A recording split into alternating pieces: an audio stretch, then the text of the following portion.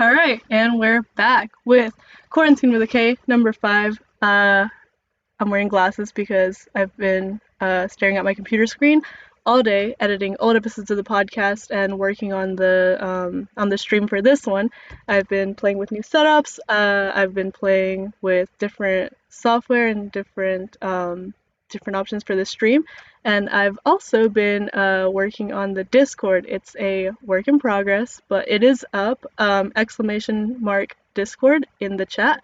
If you want to join it, if you have Discord, come hang. If you don't have Discord, consider downloading it. It's basically like an app for it's. I mean, they're servers, but let's call them chat rooms. And within each one, there's like mini chat rooms, I guess. And you can join them. You can invite your friends. You can do pretty much whatever you want. So it's super fun. Um, yeah, but that's where we are on that. I started working on the overlay. So instead of that black screen at the beginning, you see a different overlay. I've been doing digital art for it. I've been setting up a studio essentially. I mean, I'd show you, but the camera quality is terrible. But basically, I've got it set up to where we have things that you would see in a studio, but not just any studio, right? Because everything or every hobby that I have is studio based, whether that's like the on air studio for the radio station, or like a music studio for recording, or like a film studio for film, clearly, or like an art studio for visual arts. So I have it set up where I'm drawing like a canvas, like a soundboard, guitar, piano, microphone, headset, different things, right? Just to get that vibe going. And if you want to see me drawing stuff live, that's on Twitch, because I found that the software that I've been using to test streaming to Twitch screen records better, smoother, because even right here, seeing the camera, it's a little bit delayed, a little bit laggy. But yeah, so there's that, and I've gotten essentially I've blocked everything out where I want it to be. I've got the background color set up, of course. I started doing the line art for things, but I haven't started coloring things in just yet, but that'll be coming soon. And I wanted to test the chat commands, because I also tried to set up a bot to like do things like this. And it's not active, so that's cool. Uh, I guess I'll have to keep working on integrating that.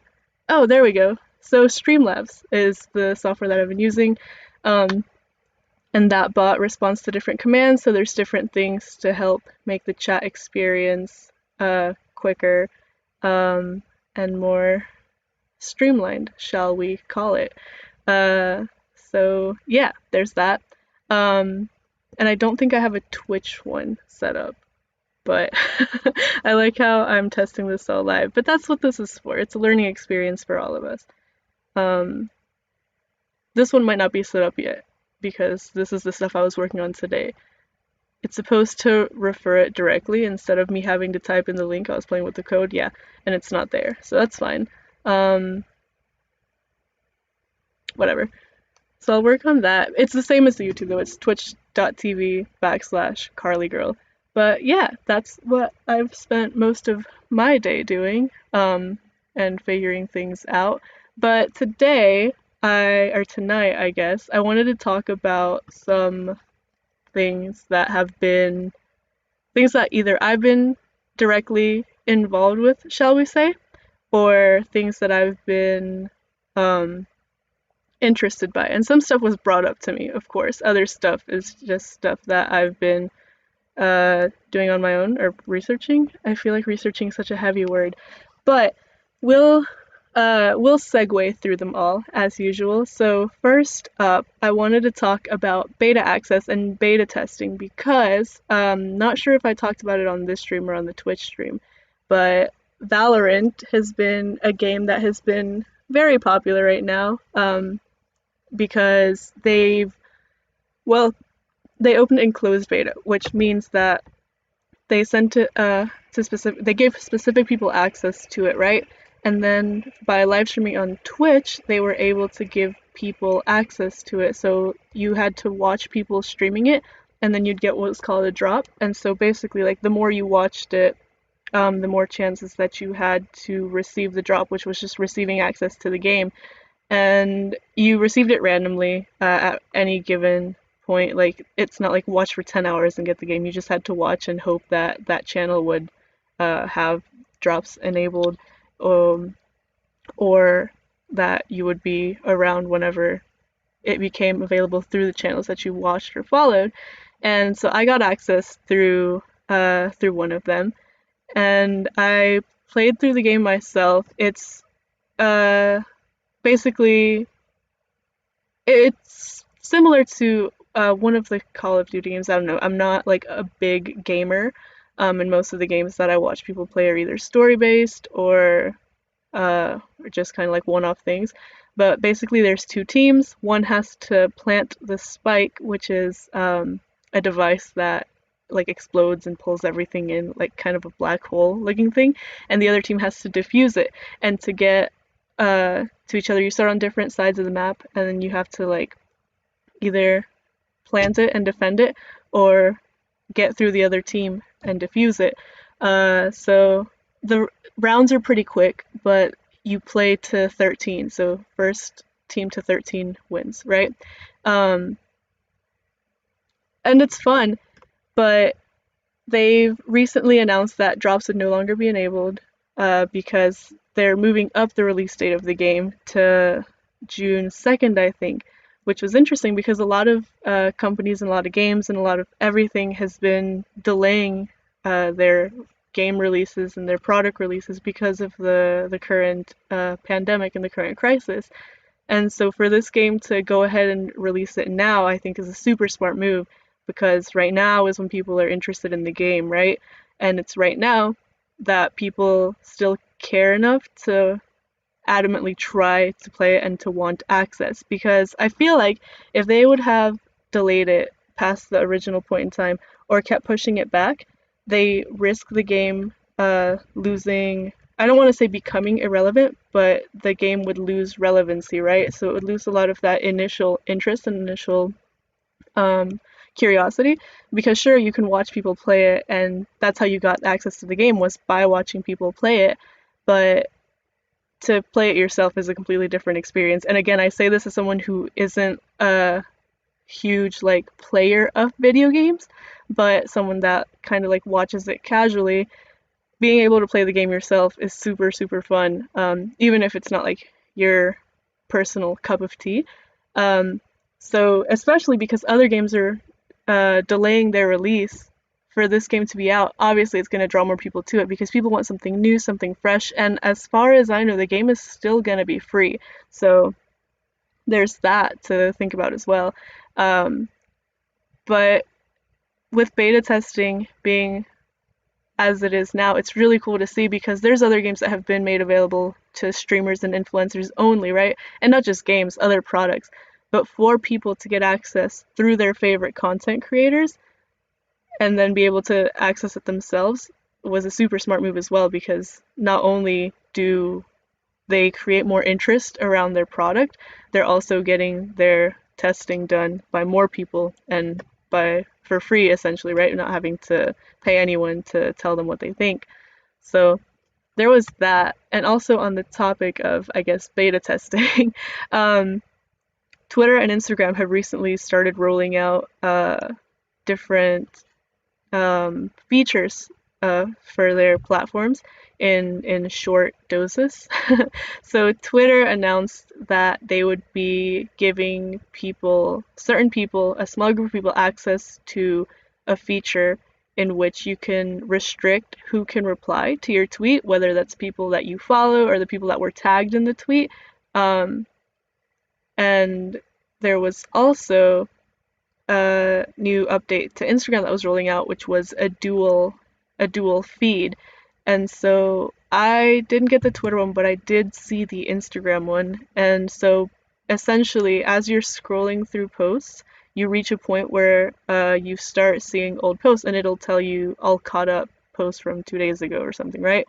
Well, with this update, the news page, I guess the news feed at the top has two different options, and it's older posts and I think suggested posts.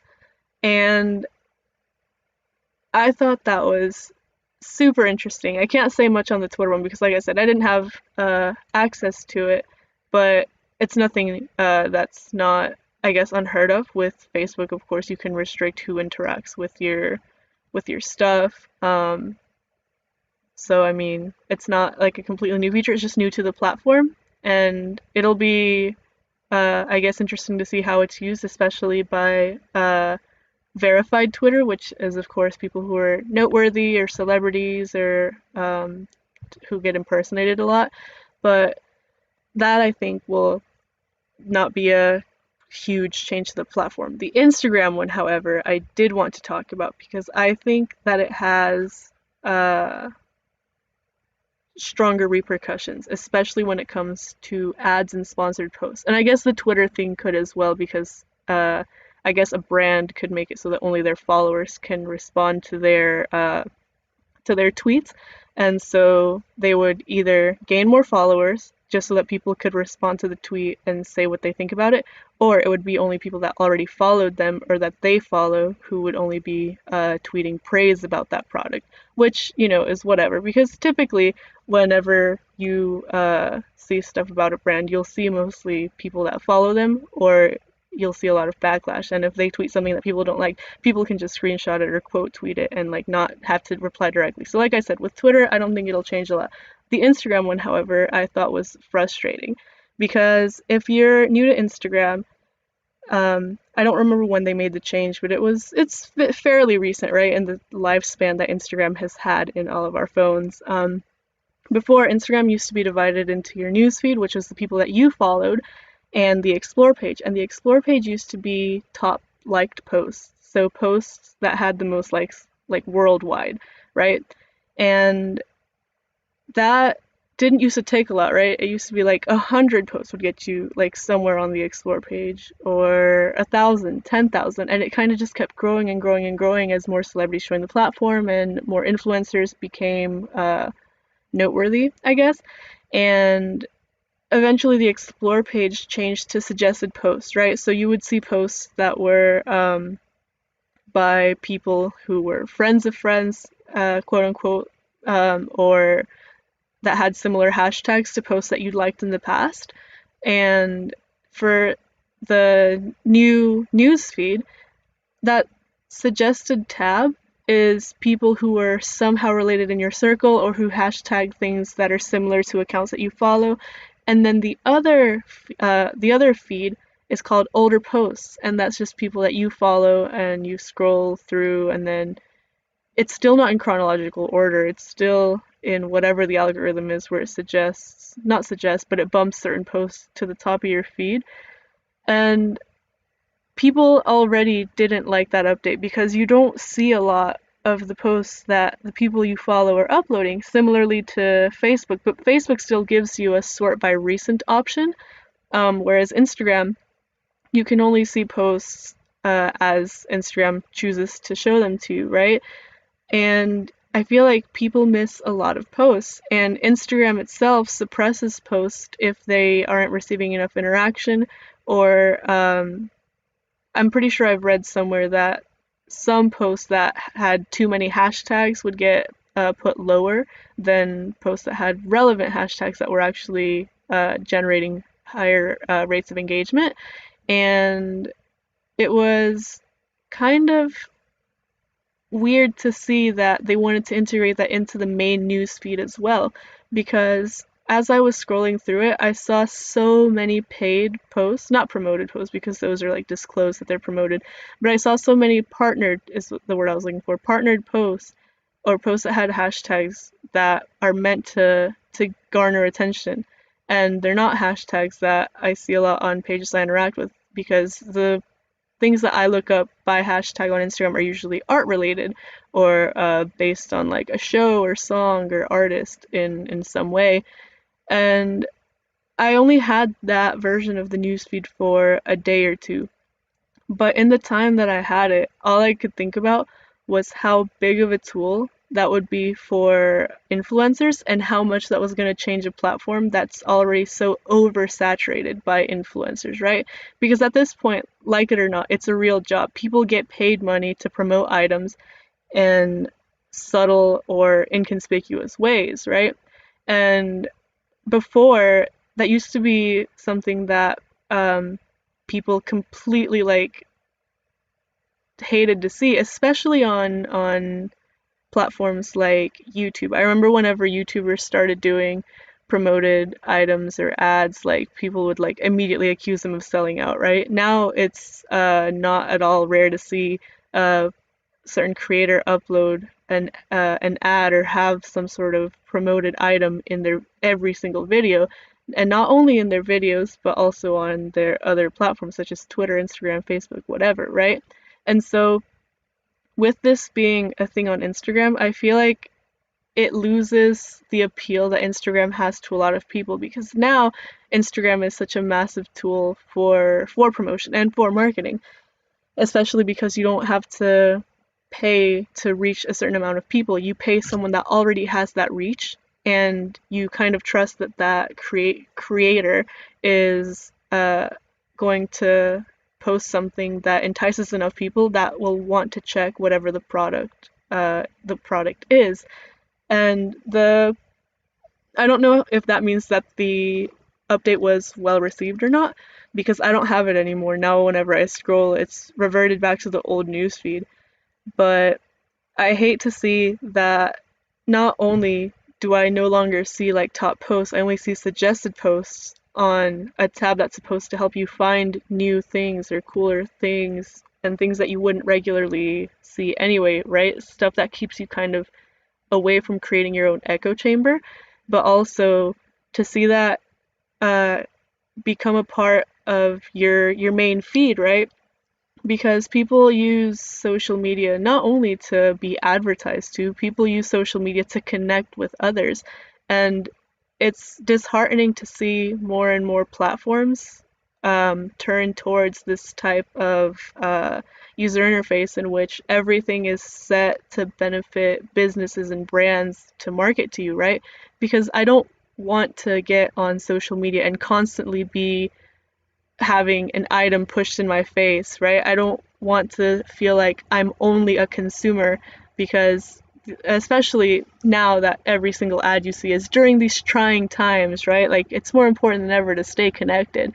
And it's like, yeah, so let me connect with the people that I want to talk to and the people that I care about, instead of always having to be on edge on whether something or not is genuine and not being just advertised to me. Because at the end of the day, people are still people. Like, not everyone has money, first of all, to afford a product, and not every product is going to interest somebody. And ultimately, I feel like it pushes people away. And the question to ask here is, does it push enough people away to where these platforms will stop doing it or not? And the answer, I think, is no, because people who have a loyal fan base, or a wealthier fan base, are gonna see results. Where it says, I feel like it's become a completely normal and expected thing for huge social media platforms to promote items in other companies. I've seen a couple of TikToks where people promote different apps or items, and I didn't expect to see it happen so quickly. Yeah, it's definitely become a part of the norm, and TikTok being, it's not a new app, but being newly popular as it is, it really, really quickly jumped on that wave. And hi, Messiah. That one I don't think was as unexpected to me, only because one of the main reasons that Vine didn't continue as it was because after Twitter bought it, they didn't feel it was profitable, and creators were making money for themselves with sponsored videos, and TikTok. Well, people who went to TikTok from Vine and people who were primarily on TikTok realized that real quick, and that's kind of like you said, it's become completely normal in these platforms and in these it's become kind of the new structure, right? I feel like every feature that's rolled out is done so with the idea that it's better for making money, for not only for the site but also for the people on it, because now people also do things kind of for personal gain, of course, and to generate revenue. And it's just, like I said, I wish it was still kind of compartmentalized, because in that shift between the explore page being most liked posts and being recommended like for you posts, there was a shift, because as posts started getting more likes, it was through hashtags and they were products that celebrities were endorsing. And I remember whenever that was happening, people were saying that Instagram was going downhill because now it was all about buying and selling products.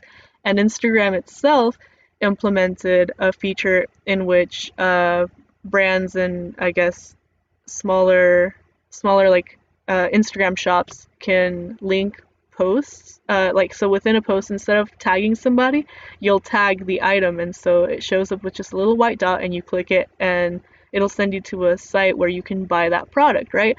And so it's not like they didn't already have a way to kind of force you to see this type of post. It's just that now it's becoming more and more ingrained into the main part of the app, rather than you having to stumble across it or seek it out for yourself. And to me, it's just annoying. Like, I think I've said it on here a few times, but like, it's gotten to the point where sites are completely unusable because of all the advertisements. Like, I use Facebook for my art page, and through just to be able to post stuff, I usually do that on my laptop because you can do it from your phone. But when I started it, the app was kind of laggy, and so I started using my computer to create the page and to upload stuff to it. So I would send myself the pictures and I would upload them from the laptop. Like, I was adding an extra step for myself, because at this point the app, the Pages app, wasn't as well developed as it was in the past, and I couldn't even use Facebook on my laptop because of how many ads there were. Because there were ads on the sidebar, and there's ads as you're scrolling, and the ads aren't preloaded because a lot of them are targeted, right? And so as you're scrolling, they're loading for you, and like, the page would freeze all the time, and it was super, super, super frustrating. And that was one of the biggest reasons that I downloaded the ad block extension. And I cannot tell you how much happier my internet experience has been. There have been some sites that still show ads, and I don't mind them because they're short and unobtrusive, and that's a feature of adblock as well. Like, it'll let some ads slide through as long as they're not like blocking your experience. And hi, Charlotte. Umberto says, Citation Master, the website is filled with Grammarly ads. Yeah. And so there's sites like that in which the ads are super, super annoying, and they reload like all the time, and you can't use the website as it is. But there's some that are just kind of like on the side, not in the way, and those are fine. Or like at the start of a Twitch video or a YouTube video, those still play, and that's fine. But adblock gets rid of all of the extra ones, and like, I don't know if anyone still uses Yahoo for their emails, like on the computer, but if you don't have adblock, checking your email is so hard because the ad reloads every like minute or so, and when it does that, it forces the entire page to reload. So if you're trying to click on something while you're gaining access to it, if the ad reloads, it'll freeze your page, especially if you don't have like a newer computer that can handle all of those changes all the time. Hi, Amen. Hi, Arturo. And so like, you can't check your email, you can't check Facebook. Watching YouTube is a nightmare because now there's also intermittent ads, and to have every single site everywhere consistently advertising to you is not only annoying, but it feels like to me it just feels like dehumanizing. Like, you're not a person, you're just a consumer, and that's all you're good for. And I remember that this was like a viral post back in the day, whenever it was around the time when YouTube started doing intermittent ads, and it was well, people were complaining that YouTube wanted to be TV so bad, because the point of online entertainment was that there were less ads and that you could watch your video all the way through.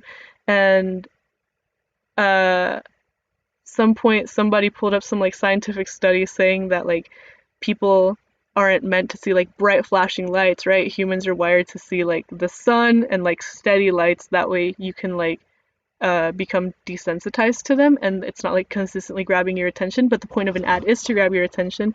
And there was a rat, like a study done with rats or something, and the rats were becoming like increasingly depressed the more that they were exposed to like flashing lights and jarring sounds.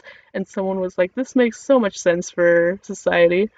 Um, and I was like, yeah, this is kind of true. Charlotte says there's websites that make you turn off ad block to continue, and it's the worst. Yeah, especially news sites. News sites are notorious for that. And I'm like, I would do it if the ads didn't make your article unreadable, especially ads that redirect you away from the page, because it's like you're losing any hope of me clicking on any of the ads. So really nobody's making money here. Nobody's winning because I'm not reading your website. I'm not clicking your ads. Now I've just completely disregarded your website because the ads made it unusable. Arturo said, I've not seen ads in a while. Always make sure to download ad blocker. Yeah. Newspaper websites are notorious, Umberto. A bunch of sites do make you turn it off. Arturo said sometimes you can block certain elements. Yeah, so I have different ad blocks on each one. And I know most people like have their favorite one, but I use Edge and I use Chrome and I use Firefox. I have different things on each one because different sites work best on each browser. And one of my browsers, I have like the ad block that blocks everything. Like I don't whitelist anything. I don't have like the unobtrusive ads thing like turned on. Like it blocks absolutely everything. And so like I think Charlotte said in the chat, there's some sites that won't let you continue with the ad block, and I'm like, sorry about it. Guess I'm gonna look up somebody that's like posted this elsewhere. Like I'm not gonna turn off ad block just to have it not work. Trying to close ads on a mobile phone immediately redirects you to the other websites, right? And the App Store, it's really game over on mobile, especially Safari. It opens like 10 tabs, right? And Safari opens them like in the background, so it's not like you can just swipe them out. But, and this isn't an ad, of course, but this is just a personal endorsement by yours truly. I have an app called Brave, and that's not going to focus. I don't know why I try. But if you look up Brave on the App Store or the Play Store, it's a it's an internet browser that has ad blocker built in, and it was the greatest decision of my entire life. I don't think on my phone I can make it so that it's like the default browser, but like if anything opens in Safari, I'll just copy the link and open it in the Brave app, and it's so clean, it's so streamlined, and it just makes using my phone so much easier. Evan says, I hate the automatic videos that move with you as you scroll. Oh my god, don't even get me started. The ones that like minimize and like play like overlaid, those are so bad, and it won't let you even exit out of them, and it gets to the point where you can't use the browser or like scroll through things because it gets in the way. It's super frustrating, but oh well. Yeah, Arturo, you should download it. It's really good. And it also lets you change your default browser to like whatever you want, which is a super cool feature, especially because Google search has changed. Like you'll type something and the results will say, does your search have to include this word? And it's like, yeah, because I typed it. Like I want it to include that word. I don't remember, I think I was looking up a song or a quote or something, and I typed in those exact words into Google, and it started showing me results with like the words that I typed in like strike through. I typed it into Bing, and keep in mind Bing has notoriously been ignored all this time, and Bing had it like the third result, and I was like, wow, that's really telling. Arturo says, I was using a VPN for ad blocking, but sometimes it blocks things I don't want it to block. Does it really? Like what? I'm not like super familiar with VPNs and things. Hi Adeli, welcome to the stream. But yeah, that's my rant on ads and social media user interface. Like I don't want to be consistently advertised to. You don't have to remind me that I'm broke. But yeah. I was gonna segue earlier when Umberto brought up the Grammarly ads because I wanted to talk about educational system things. Bing is on the come up though. Like, let me just go ahead and personally endorse Bing as well because Google has been super, super frustrating recently. Like I said, like if I type something, I want it to include it. Arthur said certain videos wouldn't play. Oh yeah, that sucks. I know some. Not that I support people watching videos on sites that don't directly benefit the creators. But if you're trying to watch a movie or a show on certain sites that have like ads in the way at first, um, ad block will stop you from watching it because you have to click through the ad to get the video itself to actually play, which sucks. But yes, he says, I love Babe Me, but it's too slow because they have billions of ads. Yeah, exactly. It's like it's unusable, and these are sites that are supposed to benefit you, and these are sites that benefit people so much to the point where I feel like people would probably like donate, kind of like Wikipedia, but because of all the ads, they're just frustrating, and people find other ways. And if you have ad block, BibMe and like all those online citation sites will say that you've used your like one free citation a day or something, but oh well. But yeah, segue into educational news. There's two topics in standardized testing that I wanted to discuss. And Yessie actually sent me one of them. Yessie in the chat. I have been talking about Bing all day, Charlotte, because today's been very frustrating trying to use Google. I've been trying to search stuff up for, like I said, setting up the stream and how to do things because I'm a one-man show over here and I couldn't find anything on Google because it will give me results that omit words that I typed, and it's like, no, I want that word included. But take 3 on segueing away from this. Let's do our first topic on standardized testing, which is a class action lawsuit against the College Board. So, College Board, if you didn't know, is currently under fire because of the way that it's been handling testing during this crisis, right? So students essentially have had issues taking the exams from home and submitting things, and College Board's point of view is that they were using outdated browsers and that it was essentially incompetence on the part of the students, and the students' situations were inadequate to take the tests. And these students will be forced to retake the exams in June. However, some students had proof that they'd completed the exam, that they'd submitted it, that they'd done everything right in the form of pictures on their phone. And College Board refuses to accept that as anything valid, and so the students are pushing for College Board to accept the results, I guess, of people that either screenshotted the exam or that took pictures of it, but College Board is saying that it's all invalid and that they have to retake the test anyway. And there is also backlash because not every student has had access to the internet or a computer that can handle, I guess, College Board's exams. So some students did have a problem with having outdated browsers, etc. And so the lawsuit is basically in support of people who feel like they've been treated unfairly, and who think that they've done nothing wrong, which they haven't, because people have, like I said, the people that have pictures and screenshots have shown that they have the newest version of whatever browser they're using, that their computer is up to date, that they submitted everything as it was meant to be submitted.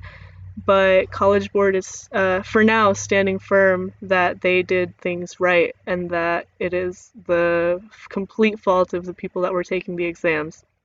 College Board has always been a scam. Love seeing them exposed for their own idiocy. In this case, I think the same way. Like, if people have proof, then how can you really refute that, right?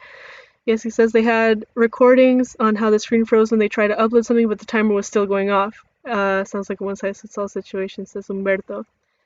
Yeah, so like I said, the students had proof that they'd submitted it, that they'd done everything right, but it was like the site itself that wasn't working, or that it wasn't until after the fact that they were told that their, I guess, submission was invalid, and College Board refuses to accept that. And so this is a class action lawsuit of like millions of dollars, which I think is only a small price to pay considering how much money they make off of standardized testing each year. But standardized testing in general right now has been a massive struggle because, as aforementioned, not everyone has access to the means necessary to be able to go through with these exams and to be able to go through with all of the requirements needed, I guess, um, for the thing. It's been this way for a minute, but it's been more evident with online testing. Call themselves a nonprofit and somehow make 1 billion a year. Yeah, so basically all of that. It just sucks to see for the students, and if the lawsuit isn't successful, people will have to retake the test. And something that I wasn't clear on was whether or not people would have to pay again to take certain tests, but I would assume not because that's the least College Board could do if they're forcing people to retake the test. But yeah, overall, I hope to see College Board answer for this because it's truly unfair, especially when they have proof. And I've seen the point raised that College Board could invalidate people's results anyway because people are supposed to not have their devices out during the exams or not take screenshots for confidentiality and for academic integrity. But at the same time, if they hadn't taken those pictures and if they hadn't been, I guess, recording the process, then they wouldn't have the proof that they did everything right. So I think in this case, that argument might be the absolute weakest. Um, Eamon said, anyway, we stand colleges that don't care about SAT scores. And it's funny that you should mention that because our second academic topic is the University of California system has decided that they won't be requiring SAT or ACT scores for the next 4 years. Um, Aurelia says I only took the ACT to go to Eastern, TBH. So let's speak on this for a minute, right? So the ACT and the SAT are tests that are required by most schools so that you can submit your results, and based on your results, if you have higher scores, you're more likely to get accepted into the school, into certain programs, etc. I was fortunate enough to go to a high school in which they paid for us to take the ACT. So I have my ACT score and I submitted it, I did fine, etc. But I did not take the SAT because most schools accept one or the other, and I was not about to pay to take another exam that I don't know if I'm going to do well or not on because it is known for being super, super hard. Um, and also, if it's unnecessary, why would I waste my time? Nita says, I think they want to create their own standardized tests, basically. Yeah, so that's the latest news that I was reading on that. But for the time being, I think these 4 years are going to create a lot of opportunity as well, right? And that's something that I was seeing people celebrate because, statistically speaking, people who have lower incomes and live in uh, areas that are less than well off don't typically do as well in school because it's just not a priority. Typically, it's working to get out of that situation, or they just don't live in an environment that's supportive of their academic career, shall we say. And so, for these 4 years to be for these 4 years to not have that required, it kind of creates a window of opportunity for a lot of students to get into school that might not have otherwise gotten to. And even if it's not because there are any like external factors affecting students' grades, there's some students that are just not good students and just don't get good grades. So, but they still want to learn, they still want to advance further in life. And so if this is one less roadblock in the way of having a more educated society, then by all means, do it. Apply to school. If you get into school, hopefully you can afford school and hopefully you make the most of that experience so that you can like go out having learned something and something that'll be useful as well. Because honestly, like, what is the problem with having more people know more things other than, certain people being insecure that it devalues an education? But like, that's a super dumb argument that I don't even know if we have time for. Uh, yes, it says, what are your thoughts on those who saw glitches in their Snapchats prior to taking an AP exam? Do you think it's just a coincidence? I think you're talking about the thing, right, where people thought that somehow College Board was like restricting access to Snapchats. I would say it's a coincidence in the sense that I don't know how they would be able to like hack somebody's Snapchats and like make Snapchat unusable, but I think it might have more to do if they took it while they were at school. I know some schools block Snapchat off of their internet. Like in my middle and high school, both, and these were different schools, both internets, you couldn't access like any social media apps or sites when you were on their internet. Eamon says, I was a free lunch kid, so every year the price requirement for AP tests got lower until it was free senior year, but it could literally be $5 for everyone and it couldn't cost them much. $90 per exam? I didn't even know that. That's crazy. Oh, sorry, Aurelie. See, that's what I said. I'm trying to set up the stream and the bots. I'll get rid of that so you can express yourself to your heart's content. But see, I couldn't find on Google how to disable certain filters on the chat bot because it lets you set different levels of restriction and it blocks and filters certain words. And I assumed it would filter just like the worst, most socially unacceptable language, but I know Aurelian can vouch for her and say that she's not at all foul-mouthed enough to be restricted by my chatbot. So, work in progress. I'm sorry. Please say whatever you want in the chat, or I guess text me it right now. I'll read it on stream. That's really funny. I'm sorry. I don't mean to laugh at you, but this is why I'm mad at Google. This is why I've been talking about Bing all day. Bing wouldn't have done me like this. I just didn't have time to keep messing with the chatbot before going live right now. But $90 per exam is ridiculous. I had no idea it was that much, dude. That's crazy. Like, people don't have that much money, like just lying around to take multiple exams, and then also to have to apply um to actually apply to college. I mean, that's insane. Because college applications are expensive, right? Like 50, 60, $75. Like, different schools have different prices, but it's awful.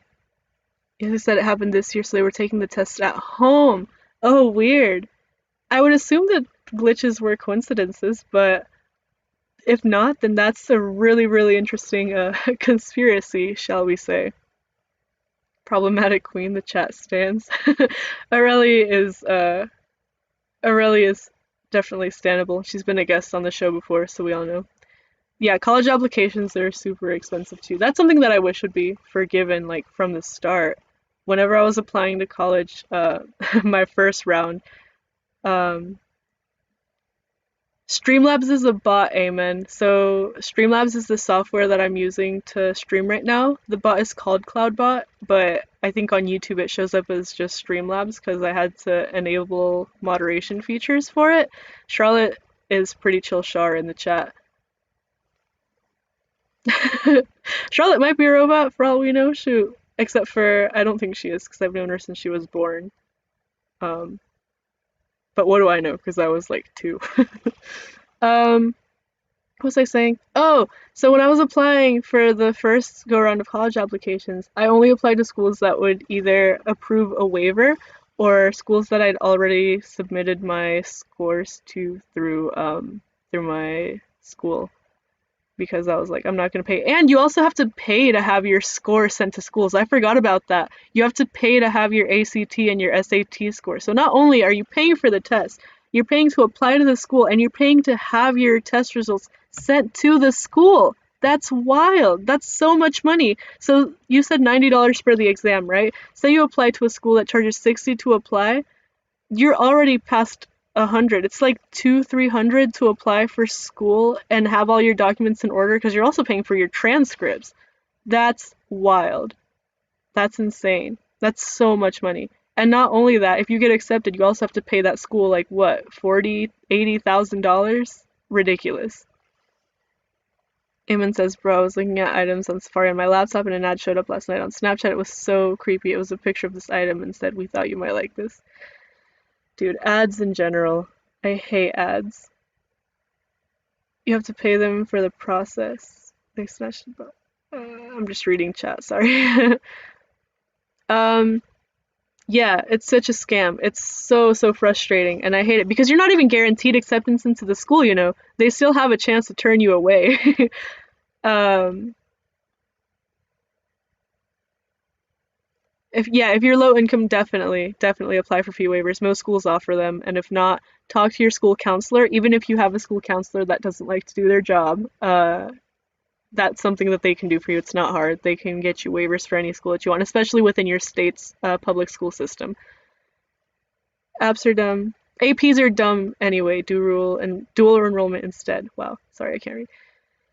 Dual enrollment is so smart. And if your school doesn't offer dual enrollment, again, talk to your school counselor and get in touch with your community college because they can work a program out for you. And it's super smart. I did early college, so all of my classes were dual enrollment anyway, but by being in that position, I was able to learn about like how beneficial it is. There were kids that went to the community college that were also in high school doing dual enrollment, and I feel like it's the smartest thing because like you're actually getting a college experience like in a college situation, and you'll get to meet cool people as well. They want to keep the low income kids low income. Yeah, I don't remember. It might have been last week, right, with Tara and Walmer, where we talked about the system being set up to keep the poor people poor and the rich people get richer. Like, that's not a secret because they want there to be like a gap so that there can be a low, middle, and upper class. Charlotte said, I didn't take the SAT and look, I didn't need it. What do they need the money for the application to read? Arturo says, way to get around the filter, Arturo. I'm proud of you for that. F the college board wasted like over $100 sending scores to colleges. That's terrible. Oh my God. That's insane. That's insane. And I mean, look at you now. You got into school, right? But at what cost? You didn't even need to do all of that. 10 schools for free. That's impressive, amen. I don't remember how many I applied to, like with a waiver, but I applied to a lot of schools through scholarship programs. So I didn't have to do application fees because they were waived as a part of the scholarship applications. But it's still expensive, and some schools required it regardless. But for those schools, those ones I definitely requested waivers for. Umber says I didn't apply for anything just because I was broke. And look at you too, still in school. Yessie asks, in your schools, how was it determined whether you could take AP classes? And that's for y'all in the chat that did actual high school. Arturo said only to be whitelisted multiple times. Yeah, it's a struggle, man. It's a real struggle. But I don't know. I don't know what the steps are to change that, but hopefully through seeing the California school system do this, they realize how actually unnecessary they are. And if each school has their own testing system, that I wonder how that would fare for the United States, because in Mexico, public schools, like anyone can just apply to like public schools, right? And then, but you have to take a test to get into them, and the test is like offered by the school itself, right?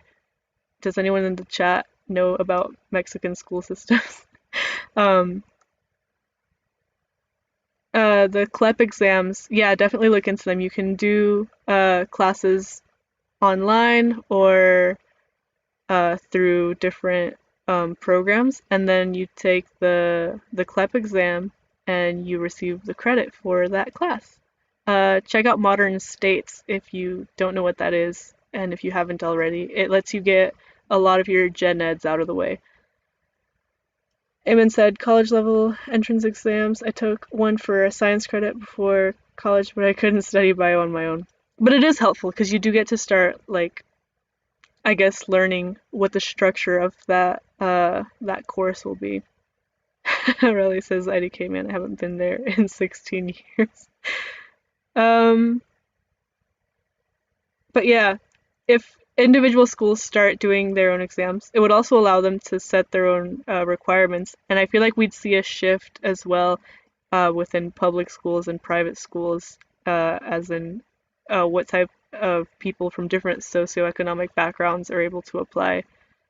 Only school I know is my pre-K. Um, so, Yessie, to go back to your question, not obviously not from personal experience, as I've said on the show, but I think AP exams were available, or AP exams, sorry, AP classes were available to any student that was able to keep their grades up. Like, you could apply to them, and then, like, as the years went on, if your academic performance wasn't up to par, uh, they would start restricting what classes you could sign up for, if I remember correctly, because, like I said, eighth grade was the last time I knew anything about, like, a normal school system. Uh, Arturo says, I know to get to UNAM, you need to go to a high school that gives you admission straight to UNAM. Yeah, so, like, you have to do it, like, through their system, right? It's not like a nationwide exam that you can then just, like, send to them and be like, hey man, let me into your school please. I took, like, the test. Like, it's specific tests and paths you have to take to get into that school, right? Arturo says he graduated in 2012. Eamon graduated in 2015. What's up, fellow class of 2015? Gang, gang. um, yeah, especially having to do that process from that time, I feel like we feel that weight heavy for y'all too in the chat. Um, I personally don't agree with standardized testing in general. Charlotte said, "Didn't Dad go to an MBL for everyone else?" I don't know the answer to that, to be completely honest with you, and also I don't want to yell and um, blare out this mic. And also, is he asleep? He has to work tomorrow. Aurelie says you can't go if you want to go to a nun from a high school that doesn't have the admission thingy. Yeah, like it's a specific path you have to take, like similar but not the same as what California is doing, right? Like you have to like take their test, like go through their admissions process. It's not general. But I don't like the standardized testing thing. Some people aren't good test takers. And some people aren't good at studying for tests and in general. Like it's super, super frustrating. And even even before high school, before like you have to take the exams to go into college, like the weight that is put on these exams is so, so annoying. I remember being in second grade, right? In second grade, you're what, 7 years old, and we were doing an experiment with butterflies in which we got caterpillars and we raised them to the point where like they were healthy and became butterflies, right? And they started to hatch during like one of the standardized tests that we had to take. What are they called in second grade, Charlotte? Do you remember? Um, it's not EOGs yet. EOCs maybe? Whatever. But anyway, they started hatching, and of course, we're all babies and distracted, and we're like, yo, the butterflies, they're like alive and stuff. And like, my teacher let us like look at them and like whisper for a second, and then like the look of fear in her face, she was like, everyone, quiet down, eyes on your paper, quick, quick, quick, quick. And like, she sent the proctor to look out the like door window to make sure none of the people that were walking the halls like heard the class or saw the class, because if you disrupt a standardized test, not only the whole class has to retake it, like the whole uh I'm not sure if it's the whole grade or the whole school, but like the whole section of the school has to retake the test because there's no like quality control anymore or whatever it is that their explanation was. And I'm saying at 7 years old. It's awful. Um but yeah. worst. Arturo says it's very corrupt because people can buy their admission into UNAM. Yeah, corruption is terrible in Mexico. I'm not saying it's like the system to have, but if they were able to get rid of the corruption, because then it would also help you streamline your process. Like if you know you want to apply to a certain school, you could just do that directly instead of having to, like you said, pay $100 to send your scores everywhere. Uh, what is the CRCT, Yessie? Studying for the exams is the night before. I suck at standardized testing. I remember someone's phone went off during an EOG and the teacher ignored it. Yeah, dude, if you hear a distraction, your best bet is to disregard it completely and not draw attention to it. Like it's like one of the biggest fears. And I remember in 7th grade, my social studies professor, no, teacher, always like told us before standardized testing, turn your phones off. I don't want to hear anyone's phone or anyone's iPod. I don't want it to even fall out of your pocket. There was this one girl who was a perfect student, brilliant, straight A's and everything, super quiet, super shy, and her phone went off during class, and she was responsible for everyone having to retake it, and y'all don't want to be her. And we're all just like, was that girl even real? Because we heard that you tell that story to everyone every single year. um, but in general, standardized testing, or at the very least, if you take the test, let people have their official results like in their hand. Like, why make everyone have to pay to send it to multiple schools? That's so annoying. Like, I cannot believe I did not know it was $90 to take it, let alone just have to send it to everywhere and apply for school on top of that. Like, come on, there's enough fees already, and for it to be considered a nonprofit, that's ridiculous as well. You said I thought I was gonna fail the way I filled in bubbles. I spent a lot more time perfecting that. I think the CRCT is what you call it, but it's the end of grade testing, right? Or that's what we call it here in North Carolina. Yeah, well, whatever your annual standardized testing is, I'm sure none of us look forward to taking it. They have different names, I think, before high school and middle school in North Carolina too. I just don't remember what they're called. I remember my school got chose a lot to do the field test. We were the first school to take exams, both in my district and in early college. Umberto says I had to pay for my community college transcript. I sent it to Eastern like 3 times. Dude, I'm pretty sure you have to pay for our high school transcripts now too, right? Charlotte, like the actual high school, not even the community college one. Umberto, you said you did early college too. Do y'all have to pay for your high school transcripts? Eamon says in Connecticut it's called the CMT in 3rd grade. Yeah, whatever it's called. I'm not sure what the different state names are, but yeah. But I see here that we are nearing midnight, which means our time is drawing to a close. So any final remarks and statements, drop them in the chat. Arturo says in high school we had the gateway exams that became the end of year exams. Okay, so I guess we all just have different names for them. Yeah, we have to pay for our high school transcripts. I had to pay to get mine sent to my current university.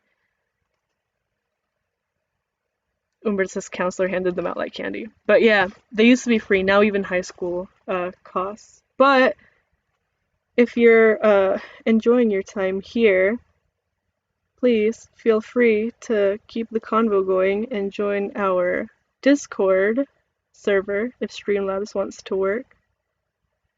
This command might be on cooldown too. I'm not sure. I know there's a delay on a lot of things. There we go. And if you don't already, follow us on Twitter. But yeah, that's that. If you're not already subscribed to my channel, please feel free to do so now. Otherwise, I guess I will see y'all next week. Have some more nonsense, maybe some new guests. I've been talking to some interesting people. And yeah, there's that. Same time, same channel, etc. We'll be here live every Sunday. Arthur said I downloaded Brave, thanks. Yeah, all y'all need to download Brave. It's such a good app. And it crashes less than Safari, which I think is my favorite feature. Yes, he said, which is dumb because yeah, like printing a transcript's not hard. It's just having it be official, but whatever. We can't have the world's solutions on the podcast, but we can definitely start here. We're all very influential people, I think. But yeah, that's that. Thanks for hanging out. Have a fantastic week. You guys are super cool. Thanks for hanging in the chat. Thanks for anyone that's lurking. And I'll see y'all later. Tune in to the Twitch stream if y'all want to see me draw some stuff. But that's that. See y'all.